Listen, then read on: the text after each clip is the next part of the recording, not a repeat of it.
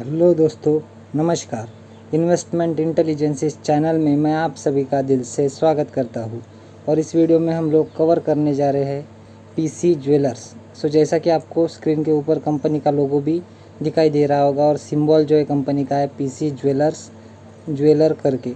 तो इस कंपनी के Q4 के जो रिजल्ट है आज के दिन जो है कंपनी अनाउंस करने वाली थी। तो अभी जो है 1:16 पर कुछ तो भी जो है कंपनी ने अपने Q4 के रिज़ल्ट जो है अनाउंस कर दिए दोस्तों। तो देखते हैं कि उसके साथ में क्या कोई कॉरपोरेट एक्शन दिया है।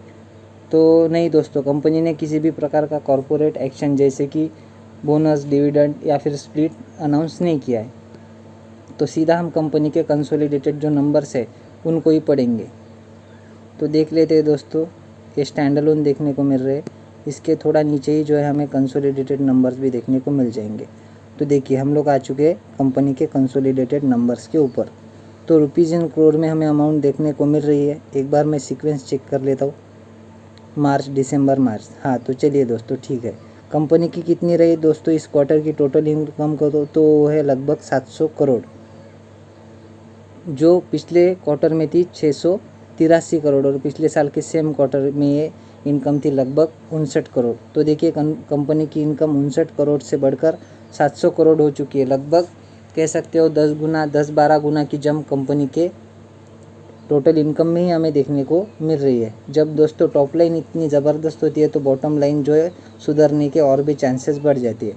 और पिछले क्वार्टर में कंपनी की इनकम 683 करोड़ से बढ़कर 700 करोड़ हो चुकी है। तो क्वार्टर ऑन क्वार्टर भी कंपनी ने अच्छा खासा परफॉर्मेंस दिखा है। उसके बाद में देखेंगे कि कंपनी ने इतना कमाने के लिए खर्चे कितने किए हैं।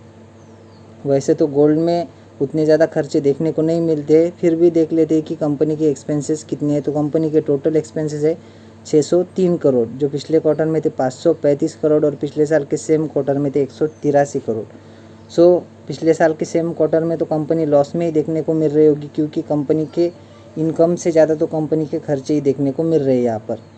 देखिए कंपनी के खर्चे भी 183 करोड़ से बढ़कर 603 करोड़ हो चुकी है। ईयर ऑन ईयर ज़बरदस्त जो है कंपनी के खर्चे बढ़ते हुए नज़र आ रहे हैं और क्वार्टर ऑन क्वार्टर भी कंपनी के खर्चे अच्छे खासे बढ़ते हुए नज़र आ रहे हैं। जैसा कि आपको फॉर्मूला पता है दोस्तों, टोटल इनकम माइनस एक्सपेंडिचर, इधर हमें प्रॉफिट मिलेगा या फिर लॉस। तो देखते हैं कंपनी ने प्रॉफिट बुक किया है या फिर लॉस। तो चलिए उससे पहले हम देख लेते हैं कंपनी का जो है टैक्स वगैरह देने के पहले की इनकम या फिर प्रॉफिट कह सकते हो उसको। तो प्रॉफिट बिफोर टैक्स तो कितना है कंपनी का इस क्वार्टर का प्रॉफिट बिफोर टैक्स, तो यहाँ पर हमें देखने को मिल रहा है। वो है लगभग 96 करोड़ का, जो पिछले क्वार्टर में था 148 करोड़ और पिछले साल के सेम क्वार्टर में था -124 करोड़। माइनस का प्रॉफिट हो चुका है प्लस 96 करोड़ और 148 करोड़ का हो चुका है लगभग 96 करोड़। देखिए क्वार्टर ऑन क्वार्टर गिरावट देखने को मिल रही है। ईयर ऑन ईयर जो है कंपनी ने बहुत ही ज़बरदस्त परफॉर्मेंस दिखाया है। जो माइनस में चलता था कंपनी का प्रॉफिट बिफोर टैक्स, वो हमें पॉजिटिव में जाता हुआ नज़र आ रहा है। उसके बाद में जो है टैक्सेस वगैरह के एडजस्टमेंट देखने को मिलते हैं हमें, और उसके बाद में आता है दोस्तों कंपनी का नेट प्रॉफिट। देखिए यहाँ पर हमें कंपनी का जो है नेट प्रॉफिट बताया गया है। तो कितना है कंपनी का नेट प्रॉफिट, तो वो देखने को मिल रहा है लगभग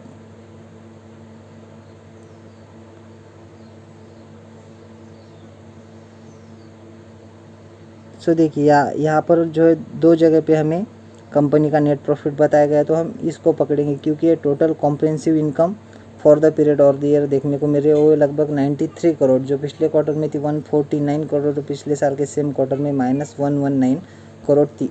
तो 119 की लॉस में चलने वाली कंपनी 119 करोड़ के लॉस में चलने वाली इस क्वार्टर में 93 करोड़ का प्रॉफिट दिखा चुके हैं और 150 करोड़ के आसपास जो है प्रॉफिट दर्ज किया था पिछले क्वार्टर में, वो घटकर लगभग 93 करोड़ होता हुआ नज़र आ रहा है कंपनी का नेट प्रॉफिट, जो आपको न्यूज़ में वगैरह देखने को मिलेगा। उसके बाद में ईपीएस में भी सेम सीक्वेंस देखने को मिलेगा, क्योंकि इस बीच कंपनी ने किसी भी प्रकार का जो है कॉरपोरेट एक्शन वगैरह दिया नहीं है। तो देखते कंपनी का बेसिक ईपीएस है 0.16 रुपीज़ का, जो पिछले क्वार्टर में था 29 रुपीज़।